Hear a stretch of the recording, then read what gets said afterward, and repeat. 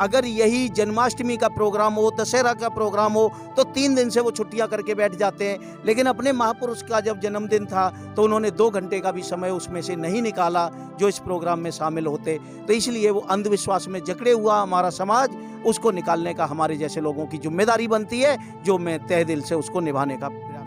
पहली पीढ़ी है जो हम जगाने के लिए निकले हैं, और इनकी तो हजारों पीढ़ियां निकल गई हम लोगों को दबाने में।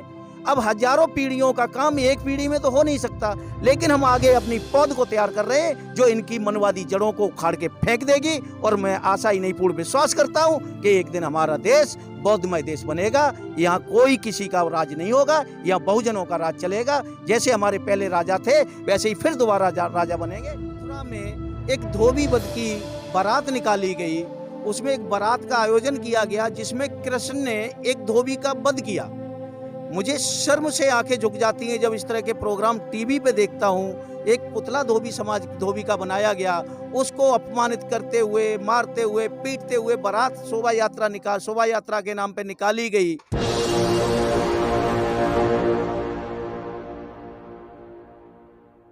नमस्कार, आप देख रहे हैं एनबी न्यूज़ 24x7 नीलम बोध के साथ। और साथियों, आज हैं हम नांगलोई विधानसभा में, जहां पर क्या संत गाड़गे महाराज जी की 147वीं जयंती बड़ी धूमधाम से मनाई गई। और इसी कड़ी में मेरे साथ में कैलाश माथुर जी हैं, जो कि इस कार्यक्रम के आयोजक करता रहे हैं, तो उन्हीं से जानने का प्रयास करूंगी। कैलाश माथुर जी, आज जिस तरह से संत गाड़गे महाराज जी की जो जयंती भारत देश में मनाई जा रही, तो इसके पीछे उद्देश्य क्या है? पहले तो हमारे दर्शकों को थोड़ा ये बताएं। सबसे पहले तो मैं आज संत गाडगे जी की 147वीं जयंती पे सभी देशवासियों को हार्दिक शुभकामनाएं देना चाहता हूं। और आपके चैनल पे जितने भी दर्शक हैं, मैं उनका धन्यवाद करना चाहता हूं। मैम, मैं आपको बता दूं नीलम जी कि इन प्रोग्रामों का सबसे बड़ा जो मकसद है, हमारा रजक समाज पूरी तरह से अंधविश्वास में जो जकड़ा हुआ है, उनको अंधविश्वास से बाहर निकालने का ये प्रयास है। और स्वच्छता जनक अभियान के जनक संत गाडगे बाबा का अपने बच्चों के लिए जो सोच थी कि अगर आपके पास कपड़े नहीं, नए कपड़े नहीं है तो फटे हुए कपड़े पहन लो, और बर्तन नहीं है तो हाथ पर रोटी रख के खा लो, और अपने बच्चों को शिक्षित जरूर करें। तो वही अलग हम बाबा गाडगे बाबा का हम जगाने के लिए निकले हैं। और ये एक प्रतिज्ञा ली है कि अपने समाज को पूरी तरह से पाखंडवाद से मुक्ति दिला करके गाडगे बाबा और बाबा साहब अम्बेडकर के विचारों को मानने के लिए प्रेरित करेंगे और जागरूकता फैलाने का काम करेंगे। और उसी कड़ी में एक छोटा सा प्रयास ये संत गाडगे बाबा की 147वीं जयंती मना के, वैसे तो हम 15 साल से लगातार इस प्रोग्राम को कर रहे हैं, लेकिन पहले हमें समाज का समर्थन नहीं मिलता था। धीरे धीरे हमारा समाज, उसी कड़ी में हमारे साथ सुरेश प्रधान जी जो किराड़ी से आए हुए हैं वो खड़े हुए हैं, और बहुत से साथी महावीर सिंह दिवाकर जी हैं, लेखराज प्रधान जी हैं, और भी बहुत से साथी हमारे साथ जुड़े हैं, जिनकी वजह से हम इतना भव्य प्रोग्राम आयोजित। माथुर जी, जानना चाहूंगी, जिस तरह से हम देखते हैं कि संत गाडगे बाबा ने पाखंडवाद के खिलाफ बहुत बड़ा एक तरह से प्रहार किया और लोगों को जगाने का काम किया, लेकिन कहीं ना कहीं जो समाज से संत गाडगे महाराज आते थे, उसी समाज के लोग आज कर्म कांडों में उजले, क्यों नहीं वो बाहर निकल पा रहे? कारण क्या है बेसिक? देखिए मैडम, ये मनवादियों की बहुत बड़ी साजिश है कि चाहे वो रामायण हो, चाहे वो महाभारत हो, गीता हो, उसमें एक धोबी शब्द का जिक्र कर दिया। हमारा समाज आज तक यही नहीं समझ पा रहा कि उसमें हमारा अपमान किया गया। बड़ा दुख होता है। अभी मैंने एक न्यूज़ देखा टीवी पे कि मथुरा में एक धोबी वध की बारात निकाली गई, उसमें एक बारात का आयोजन किया गया जिसमें कृष्ण ने एक धोबी का वध किया। मुझे शर्म से आंखें झुक जाती हैं जब इस तरह के प्रोग्राम टीवी पे देखता हूँ। एक पुतला धोबी समाज धोबी का बनाया गया, उसको अपमानित करते हुए, मारते हुए, पीटते हुए बारात शोभा यात्रा के नाम पे निकाली गई। तो उसको देख के बड़ा दुख हुआ। उसके लिए हमने लोगों को फ़ोन किए और उनके आयोजकर्ताओं के खिलाफ FIR दर्ज कराए। आज SC/ST एक्ट के तहत उनके आयोजकों पे मुकदमे मथुरा में दर्ज हो चुके हैं, और मैं इसी सब से निकालने के लिए ये प्रयास करता हूँ।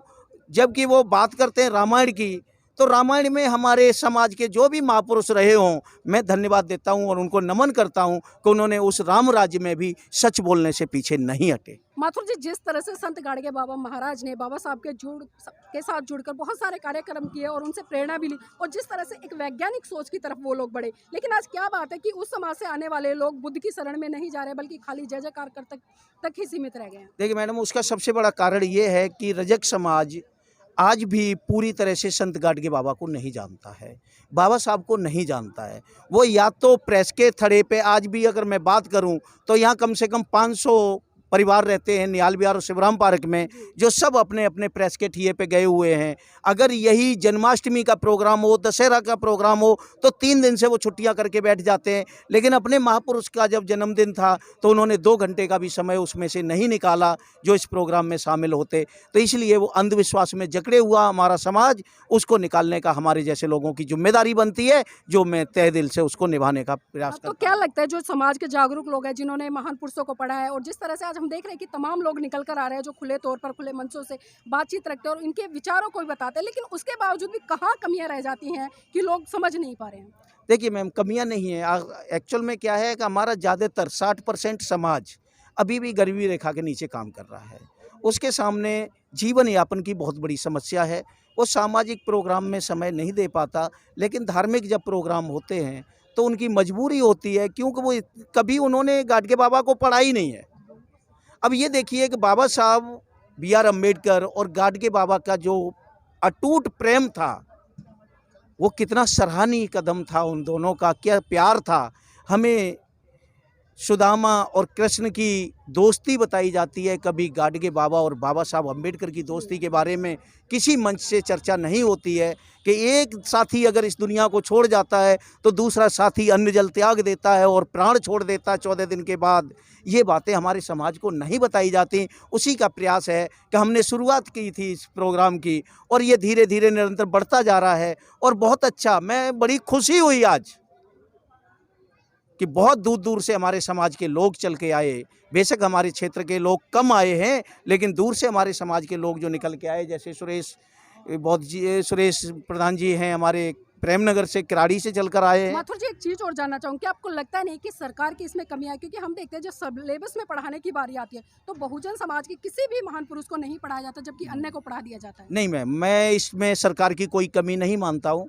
मैं अपने दुश्मन की अगर सरकार बनाऊँगा तो वो तो हमसे दुश्मनी ही निकालेगा। इसमें सरकार की कमी नहीं है। कमी हमारी है कि हम उन लोगों को वोट करते हैं। जब हम वोट सही जगह करने लग जाएंगे, बहुजनों का एक ही मंच है आज इस देश में, बहुजन समाज पार्टी जो राष्ट्रीय पार्टी है, हमारे लोग जब उसको एक तरफा वोट करने लग जाएंगे तो सिलेबस पढ़ाने की इनको हमें रिक्वेस्ट नहीं करनी पड़ेगी। ऑटोमेटिक बेंजी ने जैसे उत्तर प्रदेश में बौद्धमय बना दिया, लखनऊ में गाडगे बाबा के नाम पर जलाशय बना दिए, धर्मशालाएं बना दी, इस तरह के जब स्मारक बनेंगे हमारे महापुरुषों के नाम पर तो हमारे लोगों को ऑटोमेटिक जागरूकता देखिए, स्मारक बहुत बने हैं, मूर्तियां बहुत लगी है, विचारधारा को बहुत मतलब लोग आज जो पढ़े लिखे लोग हैं जन जन तक पहुंचाने का काम, लेकिन उसके बावजूद भी जब हम देखते हैं कि चुनाव आते कहीं ना कहीं हिंदुत्व के आधार पर यही बहुजन समाज जो विपक्षी पार्टियां उनको जिताता है। तो मैडम, यही जागरूकता की कमी है। जिस दिन जागरूक हमारा समाज आ जाएगा ऐसे छोटे छोटे प्रोग्रामों से, तो ये मनवादी पार्टियों को वोट करना बंद कर देगा। बहुजन समाज की जो पार्टियां होंगी उसको वोट करेगा। जब बहुजन समाज के पार्टियों को वोट करेगा, उनकी सरकार बनेगी, तो ये छोटी सी समस्या, ये सिलेबस वाली कोई बहुत बड़ी समस्या नहीं है। जिस दिन हमारी सरकारें होंगी, हमारे महापुरुषों की जीवनी सिलेबस में शामिल की जाएंगी और हमारे बच्चों को पढ़ने को मिलेंगी। जब पढ़ने को मिलेंगी तो हमारे बच्चे जागरूक होंगे। उसका प्रयास हम लोगों ने चालू कर दिया है। हजारों साल की जो कुरीतियां हैं उनको मिटाने में सैकड़ों साल तो लगेंगे। आज मैं हूँ, जैसे मैं अपने पोते को तैयार कर रहा हूँ, जगह जगह प्रोग्राम में लेके जाता हूँ अपने पोते को, उसको सुनवाता हूँ, उसको जगाने का काम कर रहा हूँ, जागरूकता उसकी बढ़ रही है। इसी तरह से हमारे और भी साथी हैं जो इस तरह के अपने बच्चों को तैयार करने में, जैसे अभी हमारी बेटी वो आई थी, वो क्या नाम, अंतरा, उसने, उसके पिताजी हैं, क्या नाम है वो, मेघ सिंह बौद्ध जी। इस तरह से हमारे समाज के लोग अपने बच्चों को तैयार कर रहे हैं। और जब ये पीढ़ी, नई पीढ़ी, हमारी पहली पीढ़ी है जो हम जगाने के लिए निकले हैं, और इनकी तो हजारों पीढ़ियां निकल गई हम लोगों को दबाने में। अब हजारों पीढ़ियों का काम एक पीढ़ी में तो हो नहीं सकता, लेकिन हम आगे अपनी पौध को तैयार कर रहे हैं जो इनकी मनवादी जड़ों को उखाड़ के फेंक देगी। और मैं आशा ही नहीं, पूर्ण विश्वास करता हूं कि एक दिन हमारा देश बौद्धमय देश बनेगा। यहाँ कोई किसी का राज नहीं होगा, यहाँ बहुजनों का राज चलेगा। जैसे हमारे पहले राजा थे वैसे ही फिर दोबारा राजा बनेंगे, ऐसी मैं आशा करता हूँ। जी, बहुत बहुत धन्यवाद सर हमारे साथ आज की इस चर्चा में जुड़ने के लिए। और यहाँ पर एक साथी और उनसे भी मैं एक सवाल लेना चाहूँगी। सर, आप किराड़ी से हैं, तो किराड़ी में जो संत गाडगे महाराज है उसकी विचारधारा को बढ़ाने के लिए किस तरह से काम कर रहे हैं? सबसे पहले तो मैं एनबी न्यूज़ का धन्यवाद करता हूं जो हमारे छोटे से प्रोग्राम को कवरेज करे। और मैं बड़ी विडम्बना है, अभी एक कोई धार्मिक कार्यक्रम होता है, इतने ज़्यादा न्यूज़ चैनल वाले आ जाते हैं। अब वो प्रचार करते हैं, देखिए अब आने वाले हैं बाबा फलाना ढिमाका। और जो सच्चाई है, जिसको वास्तव में, जिस पे देश चल रहा है, जिससे संविधान चल रहा है, जिस लोगों की विचारधारा से हमारा समाज उठेगा, उस चीज़ को दिखाने वाला कोई नहीं है मैडम। पूरी मीडिया को इन्होंने करप्ट कर रखा है, पूरी मीडिया करप्ट हो रखी है। तो सबसे बड़ा जो पीछे होने का कारण हमारे समाज को, जो अभी आप माथुर जी बता रहे थे, उसमें मेरा जहाँ तक अनुमान विचार है कि उसके अंदर सबसे ज़्यादा जो मीडिया का रोल होता है आज की डेट में, बहुत ज़्यादा सारी चीज़ें बढ़ गई है, इलेक्ट्रॉनिक मीडिया बढ़ गई है, सारे चीज़ें आप न्यूज़ पे देख रहे हैं, वहाँ पे हमारे को दिखाया नहीं जाता और उनकी बड़ाई करी जाती है, हमारे लोगों की बुराई करी जाती है। तो वहाँ पे हमारे लोगों का दिल टूटता है। मैं मीडिया से वो करना चाहूँगा कि आगे इस चीज़ को दिखाया जाए। जी, बहुत बहुत धन्यवाद सर। तो देखिए, आज जिस तरह से यहाँ पर एक चीज़ तो बहुत ही महत्वपूर्ण निकल कर आए कि जिस तरह से भले आज अनुयायी कम है, लेकिन वही अनुयायी कहीं ना कहीं बहुजन महान पुरुषों की विचारधारा को बढ़ाने के लिए काम करें। चाहे छोटे कार्यक्रम आयोजित करें, लेकिन कार्यक्रम आयोजित करें। और जिस तरह से ये कार्यक्रम आयोजित कर रहा, और इस तरह से अगर लगातार देश में कार्यक्रम आयोजित होते रहेंगे, तो एक दिन वो आएगा जब बहुजन समाज के लोग अपने महान पुरुषों को पढ़ेंगे, जानेंगे और उनके संघर्ष को, उनकी विचारधारा को मनुसात करके आगे बढ़ेंगे।